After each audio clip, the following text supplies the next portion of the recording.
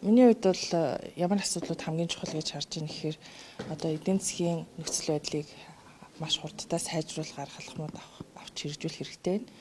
Хоёрдугаарт одоо төсвийг хумих, цэгцтэй байлгах, төсвийн өргүү зардлыг багасгах, бас засгийн газрыг илүү цомхон, илүү ашигтай ажиллах нөхцөл бүрдүүлэх тийм ерхий сайд гарч ирсэй л гэж үзэж байна.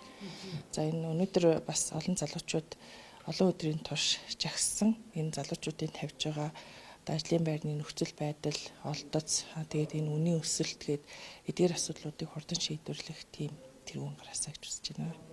Гишүүд засгийн газрын гишүүдийн хувьд тэр бол олонхын л шийдэх асуудал байна. Өчтөрийн одоо үйл явцыг та бас юу гэж харсан бэ?